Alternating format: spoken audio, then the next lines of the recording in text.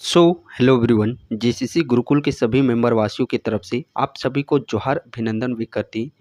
आज के इस सेशन में हम लोग जो घटना चक्र देखने वाले हैं वो टॉपिक है पंचवर्षीय योजना।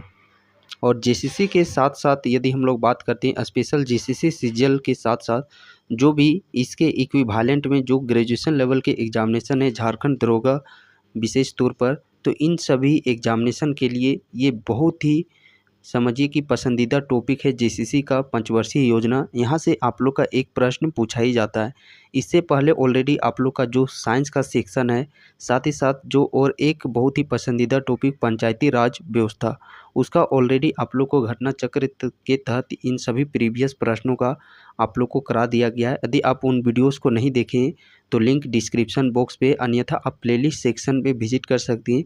जीसीसी सीजीएल घटना चक्र 2024 के नाम से प्लेलिस्ट होगा, वहाँ पे आए दिन लगातार बैक टू बैक आप लोग के सारे टॉपिक करा दिए जाएंगे। जो राष्ट्रीय आंदोलन हो गया, पुस्तक हो गए, उसके बाद लिपि, भाषा, हिस्ट्री, ज्योग्राफी, पॉलिटी, हर एक सेक्शन को आप लोग को वहाँ पे आने वाले समय में इसी प्रकार लगातार आप लोग के प्रीवियस ईयर प्रश्न आप लोग के करा दिया जाएंगे। और यकीन मानिए, ये जब सारे घटना चक्र को आप लोग कर लीजिएगा तो आपके अंदर में एक बहुत ही कॉन्फिडेंस आप लोग फील महसूस कीजिएगा कि चलिए ऐसे प्रश्न हम लोग ऑलरेडी कर चुके हैं। प्रश्न की चलिए हम लोग प्रारंभ करते हैं। पहला प्रश्न जो कि देखिए जीसीसी सीजीएल 2015 का है, भारत सरकार की पहली पंचवर्षीय योजना पर आधारित थी। जो पहला पंचवर्षीय योजना है वो किस मॉडल पर आधारित था? सबसे पहले पहली पंचवर्षीय योजना की यदि हम लोग बात करते हैं तो पहली पंचवर्षीय योजना का कार्यकाल कितना है? 1951 से 56। और ये किस मॉडल पर आधारित है? तो ये जो मॉडल है वो है हेरोड-डोमर मॉडल। किस पर? हेरोड-डोमर मॉडल पर। तो यहाँ पे पहला जो पंचवर्षीय योजना है कार्यकाल भी याद रखिएगा 1951 से 1956। यहाँ पे साथ साथ में आप लोग को कुछ और एक्स्ट्रा फैक्ट बताए जाएंगे जो कि आप लोग के आने वाले एग्जामिनेशन में देखने को प्रश्न वहाँ से भी मिल सकती। तो उन सभी जानकारियों को भी आप लोग को साथ में करते हुए चलना है। अगला प्रश्न है, लाभदायक तथा उच्च गुणवत्ता वाला रोजगार प्रदान करना निम्नांकित में से किस पंचवर्षीय योजना का एक प्रमुख उद्देश्य था? तो ये किस पंचवर्षीय योजना का उद्देश्य था? पंचवर्षीय योजना 10वां पंचवर्षीय योजना का यह उद्देश्य था। और यहाँ पे यदि हम लोग बात करते हैं 10वीं पंचवर्षीय योजना का कार्यकाल क्या था, तो 2002 से 2007 इसका कार्यकाल था 10वीं पंचवर्षीय योजना का। अगले प्रश्न की ओर हम लोग बढ़ते हैं। प्रश्न देखिए जीसीसी सीजीएल 2012 का प्रश्न है, किन दो लगातार पंचवर्षीय योजनाओं के बीच कृषि तथा भोजन भंडारण के संकट के कारण 3 सालों के लिए योजना अवकाश रहा था? और ये योजना अवकाश कब रही थी? तो ये जो योजना अवकाश है ये 1966 से लेकर के 1969 के बीच में ये योजना अवकाश थी। तो इस योजना अवकाश के तहत यदि हम लोग बात करते हैं किस किस पंचवर्षीय योजना के अंतर्गत है, तो पहला पंचवर्षीय योजना 1951-56, दूसरा 56-61, तीसरा पंचवर्षीय योजना 61 से 66, तो तीसरी पंचवर्षीय योजना और चौथी पंचवर्षीय योजना के बीच में, तृतीय तथा चतुर्थ पंचवर्षीय योजना के बीच में ये 3 वर्षों का योजना अवकाश था 1966 से 1969 के बीच में। अगला प्रश्न है, प्रथम पंचवर्षीय योजना की अवधि क्या है? इसे अभी हम लोगों ने रिकॉल किया। जो प्रथम पंचवर्षीय योजना है इसका कार्यकाल क्या है? 1951 से 56। प्रश्न इस प्रकार भी आप लोग को पूछ लिया जाता है यहाँ पे, योजना अवकाश का स्थापना। तो योजना अवकाश की स्थापना कब की गई थी? 15 मार्च 1950 ईस्वी। योजना अवकाश प्रथम पंचवर्षीय योजना 1951 से 56, हेरोड-डोमर मॉडल। अगला प्रश्न है, वर्तमान में कौन सी पंचवर्षीय योजना प्रक्रियाधीन है? देखिए ये दरोगा पीटी का प्रश्न है, 2017 का प्रश्न पूछा गया था। तो 2017 में कौन सा पंचवर्षीय योजना चल रहा था? तो सबसे अंतिम पंचवर्षीय योजना की बात करते हैं 2012 से 2017 के बीच में चल रहा था। ये कौन सा पंचवर्षीय योजना था? 12वीं पंचवर्षीय योजना। दरोगा पीटी में पूछा गया, ये भी दरोगा पीटी का प्रश्न है। पंचवर्षीय योजना को विकसित और निष्पादित करने वाली तथा उसकी निगरानी करने वाली संस्था मंत्रालय का नाम बताएं।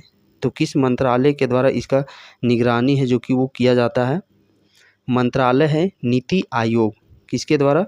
नीति आयोग। और यहाँ पे यदि हम लोग बात करते हैं नीति आयोग का गठन कब किया गया था, तो नीति आयोग का गठन है, यहाँ पे हम लोग बात करते हैं 1 जनवरी 2015 ईस्वी में।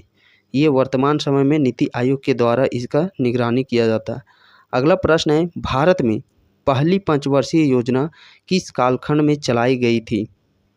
जो पहली पंचवर्षीय योजना है किस कालखंड में चलाई गई थी? देखिए, सीजीएल में भी यही प्रश्न पूछ लिया गया, दरोगा में भी यही प्रश्न। पहला जो है कार्यकाल क्या था? 1951 से 56 ईस्वी, हेराल्ड डोमर मॉडल। चलिए, पहला बार तो हम लोग बहुत पढ़ चुके हैं। दूसरा कार्यकाल क्या था? दूसरा कार्यकाल था 1956 से लेकर के 1961। और ये किस पर आधारित है? ये आधारित है महालनोबिस मॉडल पर। योजना आयोग का गठन कब हुआ था? अभी भी इसको भी हम लोगों ने रिकॉल किया, योजना आयोग। तो योजना आयोग का गठन कब किया गया था? 15 मार्च 1950 ईस्वी को। अगला प्रश्न है, पहली पंचवर्षीय योजना में किस क्षेत्र में प्राथमिकता दी गई थी?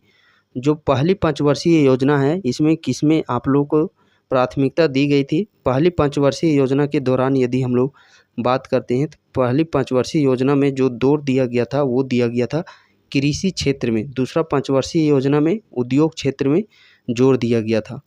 अगला प्रश्न है, भारत में प्रथम पंचवर्षीय योजना का कालखंड। देखिए, ये अलग अलग शिफ्ट में प्रश्न पूछे गए हैं, ये मत आप सोचिएगा कि एक ही शिफ्ट का प्रश्न है। दरोगा पीटी का आप लोगों को पता होगा कि 33 शिफ्ट में एग्जामिनेशन हुए थे दरोगा का सिर्फ।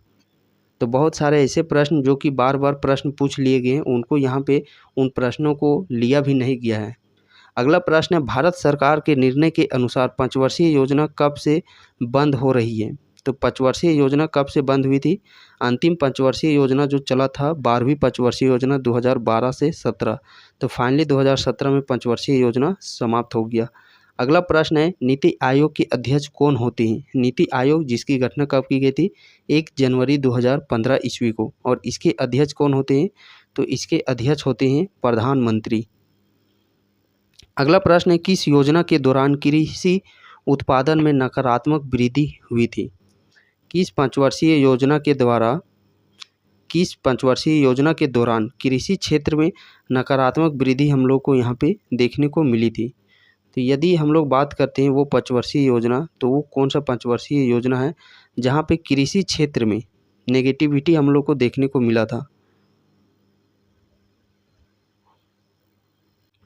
वो पंचवर्षीय योजना है तीसरी पंचवर्षीय योजना। और तीसरी पंचवर्षीय योजना का कार्यखंड कितना है? 1961 से 66 के बीच में, जो कि सैंडी व चक्रवर्ती मॉडल पर आधारित है। 1961 से 66 कृषि क्षेत्र में सबसे नेगेटिव यहाँ पे वृद्धि हम लोग को देखने को मिला था। साथ ही साथ जो पूरा 12 पंचवर्षीय योजना है, इस 12 पंचवर्षीय योजना में भी सबसे न्यूनतम विकास दर प्राप्त हुआ था तीसरी पंचवर्षीय योजना में ही। कितना दर प्राप्त हुआ था? 2.8%। वहीं पे यदि हम लोग बात करते हैं इसके विपरीत में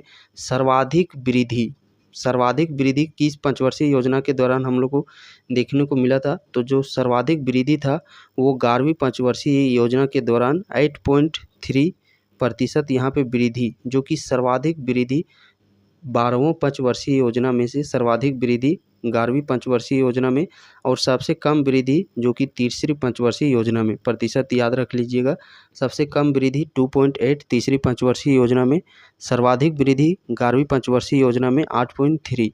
और इसके साथ साथ कृषि क्षेत्र में नकारात्मक जो देखा गया था वो भी तीसरी पंचवर्षीय योजना में ही। बट उसी के अपोजिट में यदि हम लोग आ जाते हैं, कृषि में सर्वाधिक वृद्धि किस में देखा गया था?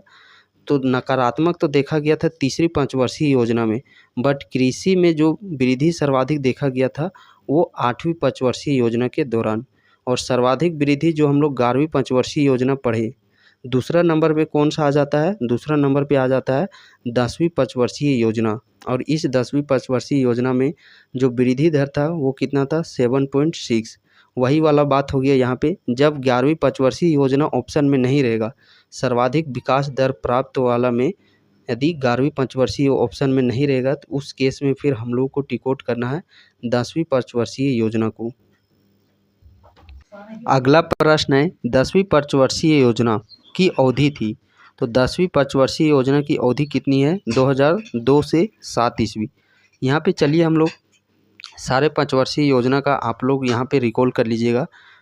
इसे भी हम लोग भरवली तौर पर करने वाले। पहला पंचवर्षीय योजना याद कीजिएगा 1951 से 56, दूसरा पंचवर्षीय योजना 1956 से 61, तीसरा पंचवर्षीय योजना 1961 से 66।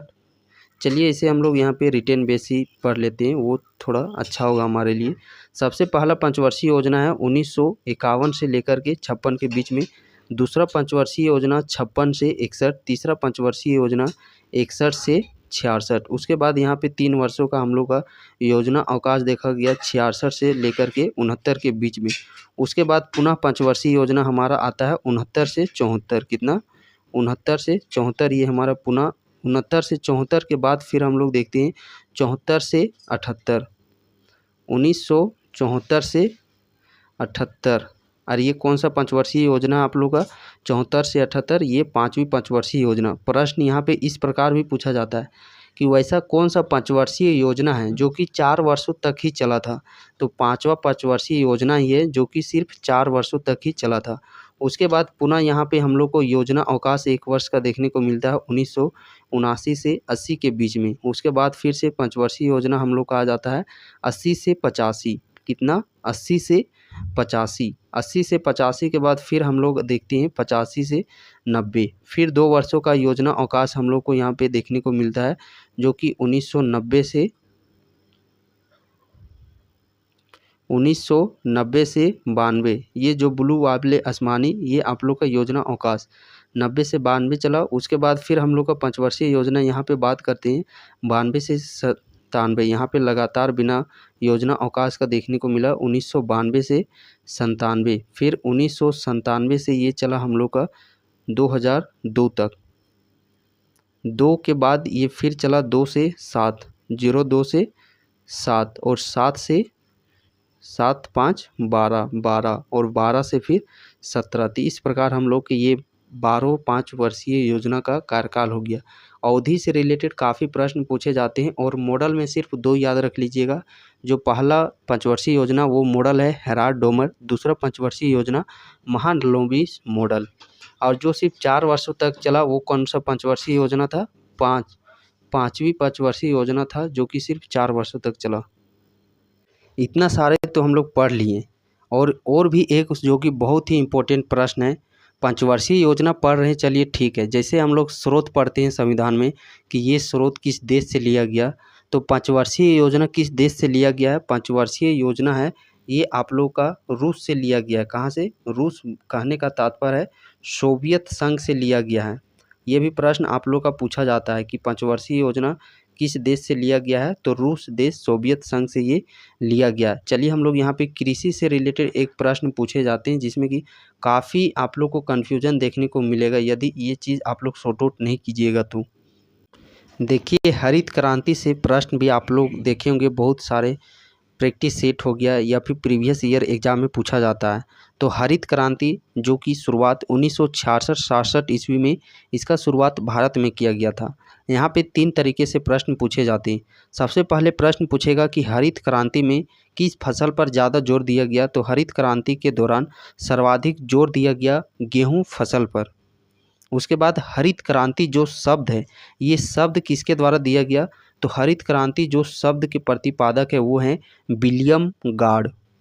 और विश्व में हरित क्रांति के जनक नॉर्मन बोरलॉग को जाना जाता है, और भारत में हरित क्रांति के जनक के रूप में एम एस स्वामीनाथन को जाना जाता है। भारत में हरित क्रांति के जनक के रूप में ईस्वी याद कर लीजिएगा। भारत में हरित क्रांति की शुरुआत 1966 ईस्वी में गेहूं पर ज़्यादा जोर दिया गया, शब्द विलियम गार्ड के द्वारा दिया गया है।